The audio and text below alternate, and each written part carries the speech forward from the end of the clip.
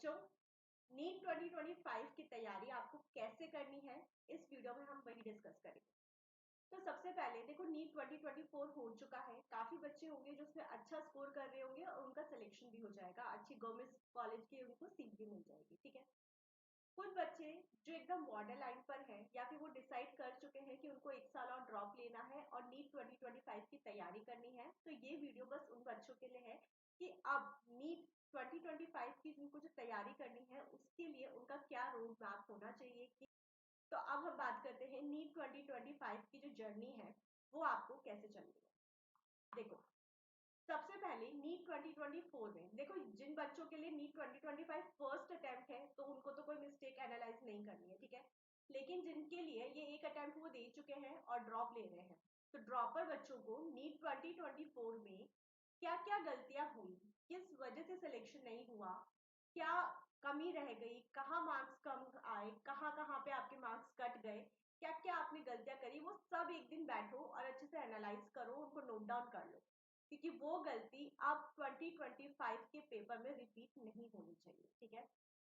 Next है follow your teacher. जिस भी टीचर से आप अगर पढ़ रहे हो तो उसको अच्छे से फॉलो करो, वो डेली उनकी क्लासेस अटेंड करो, डेली उनके अच्छे से नोट्स बनाओ, लेक्चर्स बनाओ और पूरा ट्रस्ट करो अपने टीचर के ऊपर। नेक्स्ट है आज का काम आज ही करना है। ठीक है। देखो, अगर आप काम को टालते चले जाओगे ना तो एक टाइम ऐसा आता है कि आपके पास ना बंडल हो जाता है बैकलॉग का और फिर वो हैंडल नहीं होता। तो आज जो भी पढ़ाया जा रहा है उसको अच्छे से पढ़ो, नोट डाउन करो, प्रॉपर नोट्स बनाओ, उससे रिलेटेड जितने भी क्वेश्चन है उसको सॉल्व करना है। ठीक है। तो आज का काम हमें कल पे नहीं टालना है कि यार आज तो मन नहीं हो रहा, सो जाते हैं थोड़ी देर के लिए, कल कर लेंगे।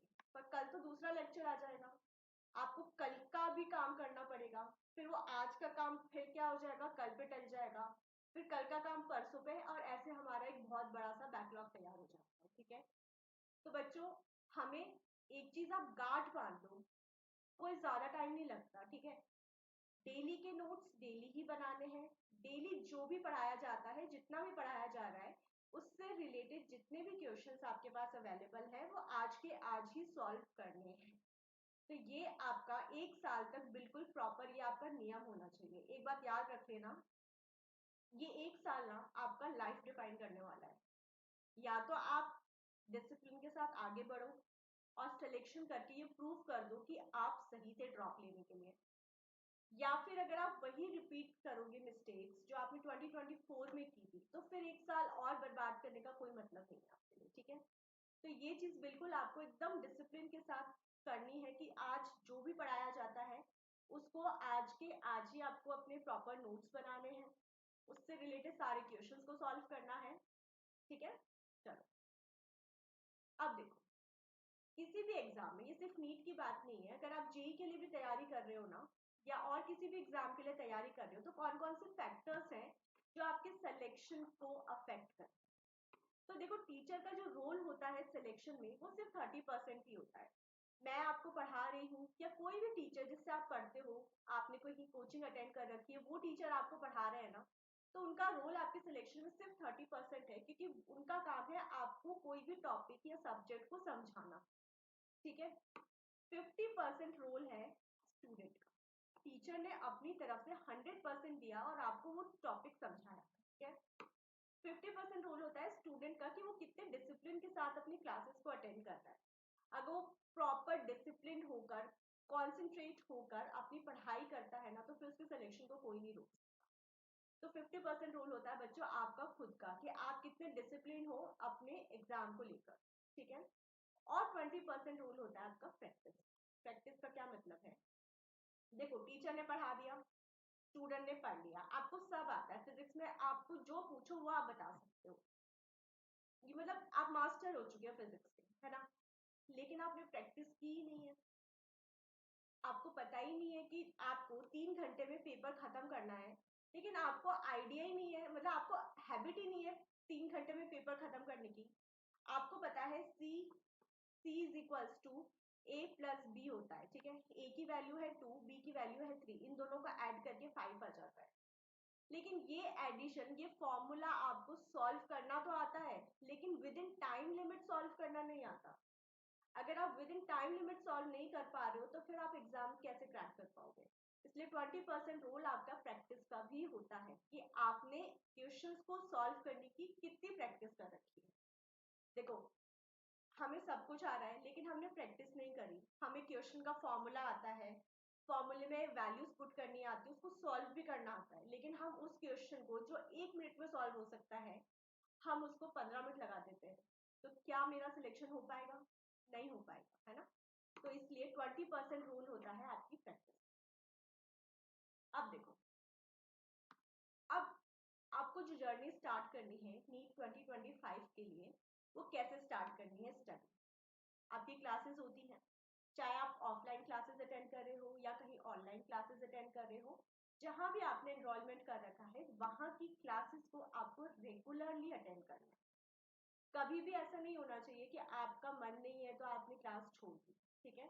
तो रेगुलर क्लास अटेंड करो, चाहे ऑनलाइन करो या ऑफलाइन करो, वो आपकी मर्जी। सेकंड, क्लास में आपको पढ़ाया जा रहा है तो आपने नोट्स बना लिए, ठीक है। लेकिन हो सकता है कि इतनी जल्दी जल्दी जब हम पढ़ाते हैं ना तो बच्चे नोट्स नहीं बना पाते प्रॉपरली। तो घर आने के बाद या आप ऑनलाइन क्लासेस अटेंड कर रहे हो तो क्लास खत्म होने के बाद अपने शांति से बैठ के प्रॉपर नोट्स बनाओ। जो भी पढ़ाया गया है उसको बहुत ही अच्छी तरीके से लिखो अपनी कॉपी में, ठीक है। थर्ड वन इज, कोई भी जो भी टॉपिक पढ़ाया जा रहा है उससे रिलेटेड जो न्यूमेरिकल्स हैं आपको वो सॉल्व करना है, क्योंकि जब आप न्यूमेरिकल सॉल्व करोगे तो जो भी पढ़ाया गया है वो आपके दिमाग में एकदम फिट हो जाएगा, ठीक है। और रिवाइज करने हैं प्रीवियस नोट्स। आज जो पढ़ाया गया कल कुछ और पढ़ाया जाएगा, तो एक दिन का पहले का जो भी पढ़ाया गया है उसको एक बार से रिवाइज कर लो, ताकि नेक्स्ट डे जो भी पढ़ाया जा रहा है वो आपको ज्यादा समझ में आएगा अगर पुराने क्लास की जो भी चीजें हैं वो आपके दिमाग में क्लियर है, ठीक है। अब देखो, ये तो सब हो गई बातें कि हमें कैसे पढ़ाई करनी है, किन किन चीजों का ध्यान रखना है, ठीक है। कुछ ऐसे फैक्टर्स होते हैं डूज एंड डू, क्या करना ही है और क्या नहीं करना, ठीक है। सबसे पहले डेली के अपने स्मॉल टारगेट्स डिसाइड कर लो। कि जैसे मान लो कि आपने डेली का टारगेट डिसाइड किया है कि मुझे रोज यूनिट एंड डायमेंशन के, आज मेरा चैप्टर चल रहा है यूनिट एंड डायमेंशन, तो मुझे उसके रोज के 10 क्वेश्चन सॉल्व करने हैं, ठीक है। तो ये आपका एक स्मॉल टारगेट हो गया। तो अब जब तक दिमाग में ये टारगेट फिट है तो आपको नींद नहीं आनी चाहिए। आपको पता है कि जब तक ये टारगेट आपका पूरा नहीं होगा तब तक आपको सोना नहीं, ठीक है। तो ये हैबिट बना लो, अपने छोटे छोटे टारगेट्स डिसाइड करो और उसको अचीव करो। आप खुद महसूस करोगे कि जब वो टारगेट कंप्लीट होते हैं तो कितनी खुशी मिलती है, ठीक है। धीरे धीरे उन टारगेट्स को बड़ा करते जाओ, 10 की जगह 20 क्वेश्चंस कर दो, ठीक है। बट छोटे छोटे टारगेट्स बनाओ जो आपके लिए अचीवेबल हो, क्योंकि जब वो टारगेट्स आप पूरे करोगे ना तो आपको खुद से इतना सेटिस्फैक्शन होगा, खुद से आपको बहुत खुशी मिलेगी। सेकेंड चीज, start with 6 hours self study. देखो, क्लासेस जो कोचिंग में आप पढ़ रहे हो वो एक अलग चीज है, लेकिन खुद की जो सेल्फ स्टडी होती है वो बहुत इंपॉर्टेंट होती है, ठीक है। तो 2 hours per subject, 2 hours physics, 2 hours chemistry, 2 hours biology, 2-2 घंटे के लिए आप अपने डिवाइड कर लो, ठीक है। 6 आवर्स की सेल्फ स्टडी होनी ही चाहिए इन स्टार्टिंग, ठीक है। फिर आगे जाके जैसे जैसे आपके मंथ्स पास आते जाएंगे एग्जाम के तो आप इसको और इंक्रीज कर देना, लेकिन अभी जो स्टार्टिंग करेंगे वो 6 आवर्स से करेंगे, ठीक है। 2-2 घंटे की आप सिटिंग रखो अपनी। जैसे 2 आवर्स आप फिजिक्स पढ़ने बैठे हो, ठीक है, तो 2 घंटे प्रॉपरली आपको फिजिक्स पढ़नी है। फिर छोटा सा ब्रेक ले लो, फिर केमिस्ट्री उठा लो, फिर ब्रेक ले लो, फिर बायोलॉजी उठा लो, ठीक है।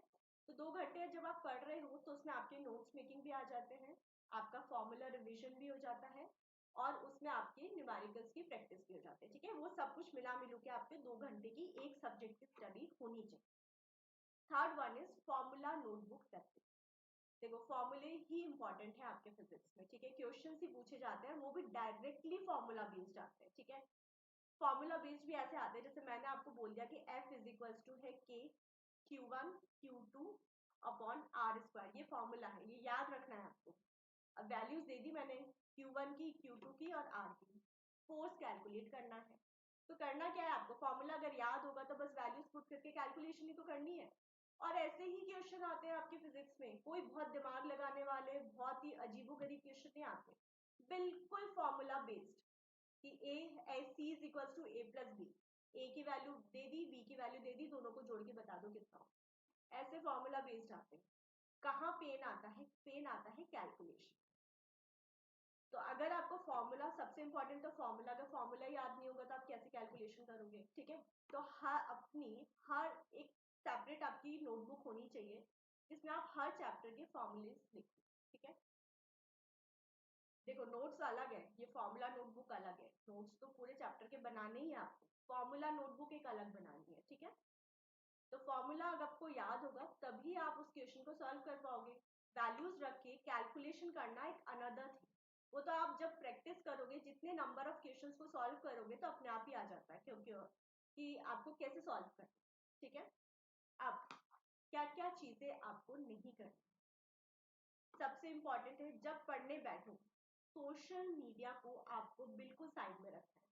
चाहे इंस्टाग्राम हो, चाहे यूट्यूब हो, चाहे फेसबुक हो, चाहे कुछ भी हो, उसको बिल्कुल साइड में, फोन को एकदम स्विच ऑफ करके आप अपनी स्टडी करोगे। ठीक है, सेकेंड चीज, फोन यूज नहीं करना है आपको। ठीक है, बिल्कुल फोन को साइड में रखना है। कोई सोशल मीडिया, चाहे अगर लैपटॉप पे पढ़ रहे हो आप, तो सोशल मीडिया ऐसा नहीं है कि पढ़ते पढ़ते ध्यान आया आपको यार इंस्टाग्राम खोल लेता हूँ, तो आपने इंस्टाग्राम खोल लिया, फेसबुक खोल लिया, ऐसा नहीं करना। ठीक है, बहुत बड़े बड़े आपको फ्रेंड सर्किल बनाने की कोई जरूरत नहीं है अभी 1 साल के लिए। तो ठीक है, कोई आपको एंटी सोशल नहीं कहेगा, लोगों को ये दिखाने के लिए कि मैं कितना सोशल हूँ, लोग मुझे कितना पसंद करते हैं, मेरे कितने दोस्त हैं, कोई फर्क नहीं पड़ता बेटा।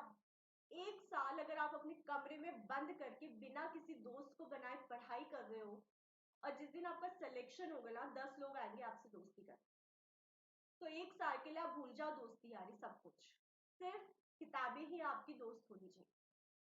और फैमिली फंक्शन, अब देखो फैमिली बड़ी होती है हमारी, बहुत सारे फंक्शंस आते रहते हैं, कभी किसी की सगाई आ गई, किसी की शादी आ गई, या कोई भी छोटे मोटे फंक्शन चलते रहते हैं। तो बेटा ये क्या है कि डिस्ट्रैक्ट करते ही हैं। आप फैमिली फंक्शन में जाओगे, वहां पे आपका जो पढ़ाई कंटिन्यू चल रही थी, जो मोमेंटम था पढ़ाई का, वो टूट जाएगा। आप थोड़ा सा चिल मूड में आ जाओगे, फिर वापस से उसी मोमेंटम में आने में टाइम लगेगा। तो फैमिली फंक्शन 1 साल के लिए भूल जाओ, कोई फर्क नहीं पड़ता किसी भाई की, किसी कजन की आपने शादी अटेंड नहीं भी करी तो। शादियां तो होती रहती है, हर साल होंगी, किसी ना किसी की तो शादी होती रहती है। ठीक है, वो अटेंड कर लेना। पर पेपर आपका साल में एक ही बार होता है, और वो नहीं हो पाया क्लियर तो फिर मौका मिलेगा 1 साल बाद। शादी नहीं भी अटेंड करी तो भैया दीदी जो बुरा मानेंगे उनको मना लेना, सॉरी बोल देना। ठीक है, पर आपकी करियर से ज्यादा इंपॉर्टेंट कुछ भी नहीं। ठीक है, तो कुछ टाइम के लिए social media, phone, large friend circle, family function, इन सबको भूल जाओ। तो बस इस तरीके से आपको तैयारी करनी है अपनी नीट 2025 की। ठीक है, रेगुलर क्लासेस हम स्टार्ट करेंगे फिजिक्स की, जल्द ही मैं इसमें वीडियोस अपलोड करती रहूंगी आपकी। शुरुआत करेंगे बेसिक मैथ्स से। बेसिक मैथ्स में हम कम से कम 3 से 4 लेक्चर रखेंगे, जिसमें आपको बेसिक बेसिक चीजें की कैसे कैलकुलेशन करनी है वो मैं सिखाऊंगी। आपको एक प्रॉपर मैं पीडीएफ भी प्रोवाइड करवा दूंगी, जिसमें आपको नंबर ऑफ क्वेश्चंस मिल जाएंगे सॉल्व करने। ठीक है, तो ऑल द बेस्ट।